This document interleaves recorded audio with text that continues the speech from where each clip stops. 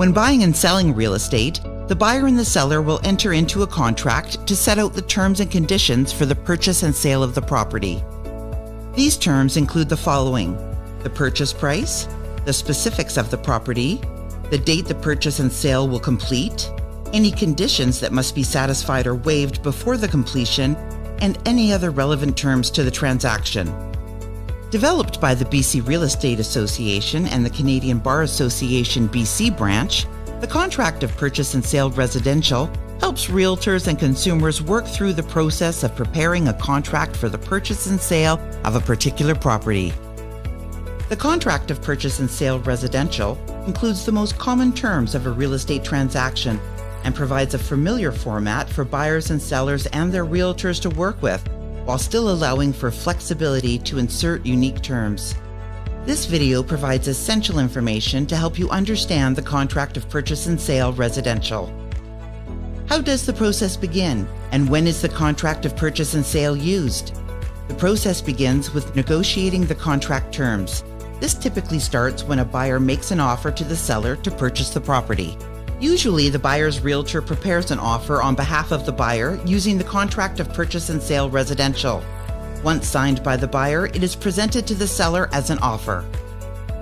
What information is included in the Contract of Purchase and Sale? The Contract of Purchase and Sale Residential will include basic information about the buyer, the seller, and the property. It will also include the purchase price being offered by the buyer, whether there is a deposit being paid, how much that deposit is, and who will hold that deposit. The contract also includes the date and the time that the offer expires. The duration of the period until the offer expires, which may vary from hours to days, will be determined by the buyer, taking into account market conditions and other relevant factors. In addition to this information, buyers sometimes request that their offer be contingent on certain terms and conditions, such as obtaining satisfactory financing and/or completing and approving a home inspection. What if the offer is not accepted? During negotiations, a party may not agree to all of the terms presented to them in an offer. In this case, that party may choose to propose altered terms and present a counteroffer back to the other party. The parties may continue to exchange counteroffers until they either reach an agreement or the offer is withdrawn or expires. If the parties do not reach an agreement, or the offer is withdrawn or expires, no contract will be formed and neither party will have any obligations to the other under the offer. What happens if the offer is accepted? If the parties reach an agreement and both sign the document, a binding contract is formed between them, and the parties must then carry out their respective obligations contained in the Contract of Purchase and Sale Residential. They should also remember that if the contract is in respect of residential real property, a buyer may have a right to rescind or cancel the contract after giving proper notice and paying a required rescission amount to the seller. What do the terms in the contract mean? And what do I need to know to be prepared to make an offer to buy or to accept an offer to sell a property? It's important that all parties to the Contract of Purchase and Sale Residential are aware of its terms and conditions, so that they know what their obligations are and can carry them out.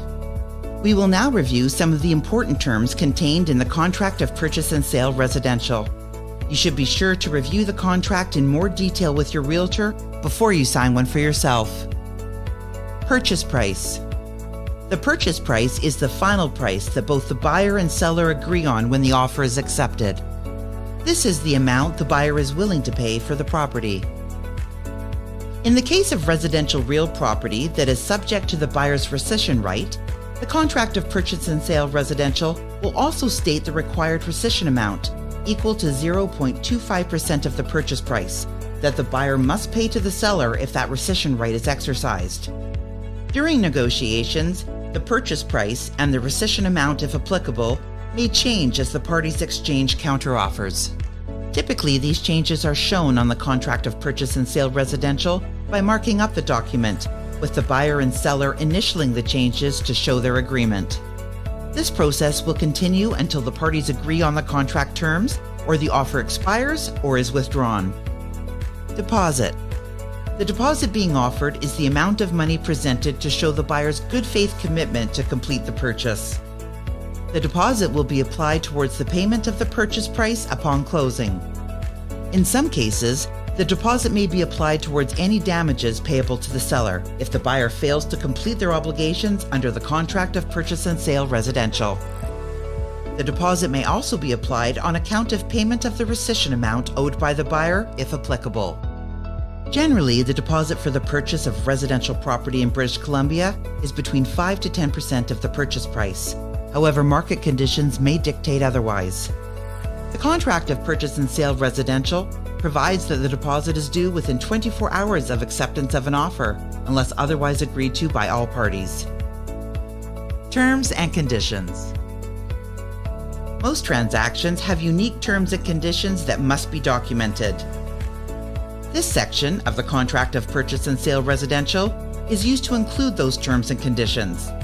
Some conditions may state that they are for the benefit of one party and may need to be satisfied or waived in order for the transaction to complete. Examples of such conditions may include the buyer obtaining financing, reviewing and approving an insurance quote, conducting and approving a property inspection, reviewing and approving the title for the property, reviewing strata documents, and obtaining legal and/or professional advice. This section may also include known information, facts, and commitments about the condition or status of the property. The contract of purchase and sale residential is an agreement between the buyer and the seller and should include all terms of the agreement between the buyer and the seller regarding the transfer of the property.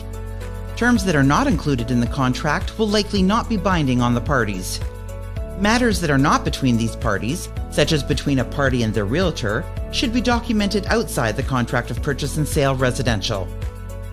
Completion, possession, and adjustment dates. These sections set out the timeline for the transaction. The key dates include the completion, possession, and adjustment dates, which are agreed to by the buyer and the seller when they enter into the contract of purchase and sale residential. Completion date. The completion date is the date when the buyer's money is paid to the seller and the ownership of the property transfers to the buyer. Possession date. The possession date is the date that the buyer is entitled to take possession of the property. In other words, when the buyer gets the keys to the property and is allowed to move in. This date is often the day after the completion, but it can be any date agreed to by the buyer and the seller. The contract of purchase and sale residential will specify the type of possession that the buyer will get on the possession date. For example, the buyer could receive vacant possession, or if there are tenants in the property, the contract of purchase and sale residential may specify that the tenants will remain in the property. Adjustment date. The adjustment date is the day that the buyer assumes and becomes responsible for the costs of the property, such as taxes, utilities, and assessments, and becomes entitled to the benefits of the property, such as rent. To reflect the change of responsibilities and benefits related to the property, the total money paid by the buyer to the seller on the completion date will be calculated so that each party is credited for its fair share. This final amount will be determined as of the adjustment date. The adjustment date is typically the same date as possession. Fixtures and chattels.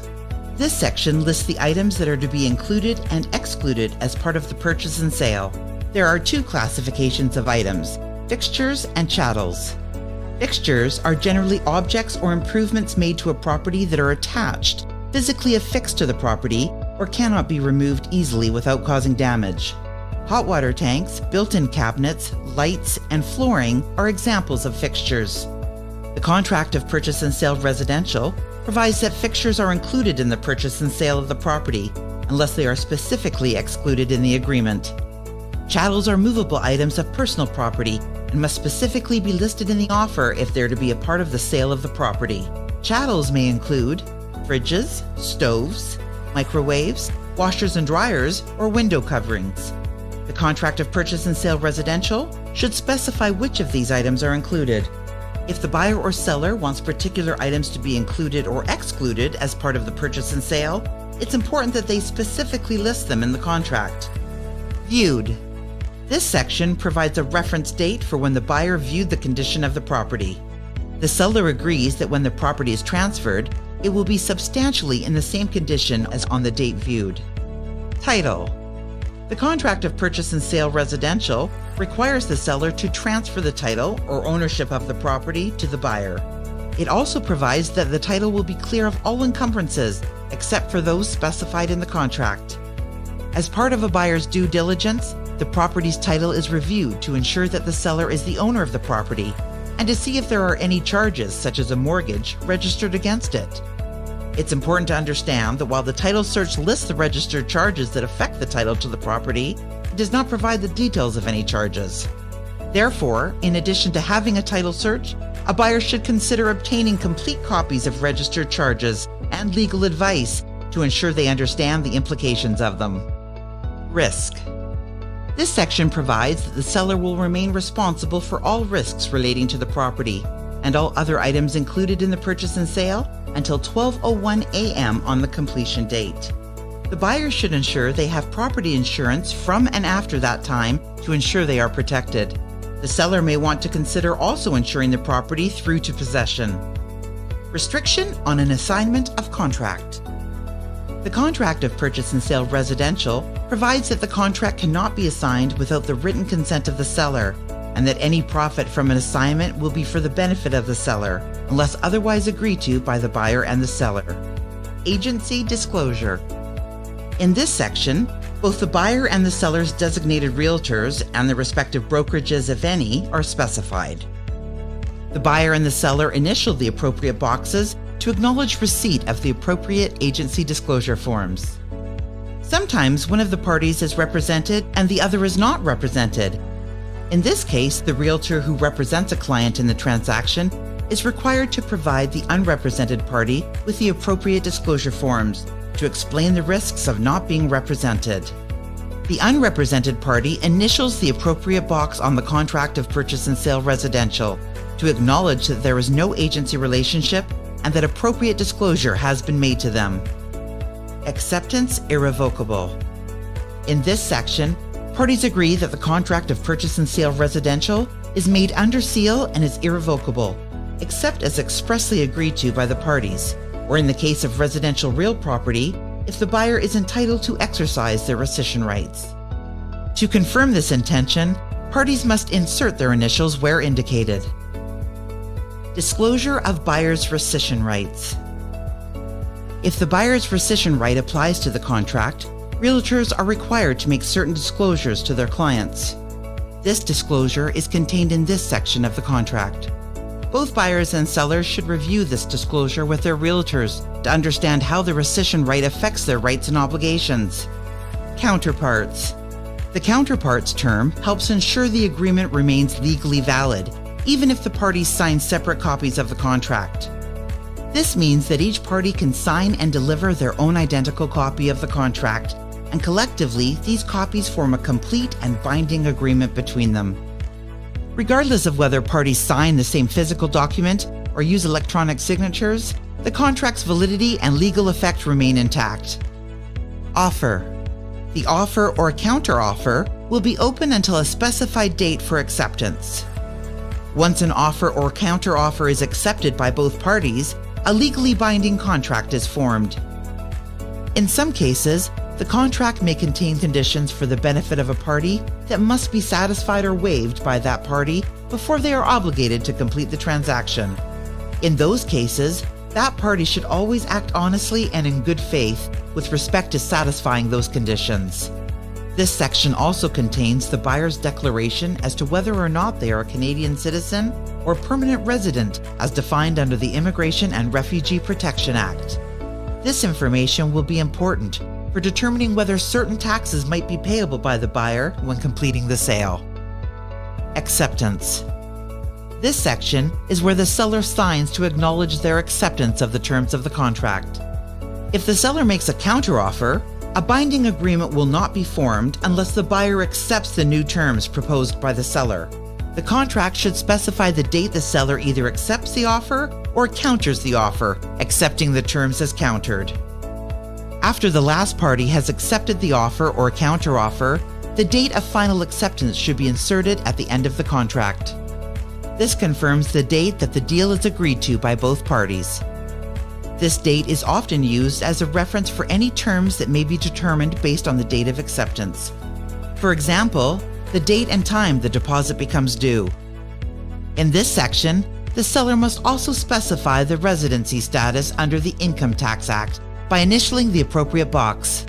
Residency status is important for determining whether certain withholdings and remittances need to be made by the buyer on closing if the seller is a non-resident of Canada. Notice for buyer's rescission rights. If the contract of purchase and sale residential is subject to the buyer's right to rescind the agreement under the homebuyer rescission regulation, the seller will provide the necessary contact information, such as address, fax, or email, for the buyer to send their notice of rescission. In those cases, the party that accepts the final offer or counteroffer will be responsible for filling in both the final acceptance date and the deadline by which the buyer must exercise their rescission right. This allows all parties involved to establish the date by which the buyer must exercise their right of rescission, if applicable. With such a significant financial commitment, it's important to ensure that you fully understand the terms of the contract of purchase and sale residential before you sign it. If you have any additional questions about the contract of purchase and sale residential, contact your realtor. Realtors are here to help.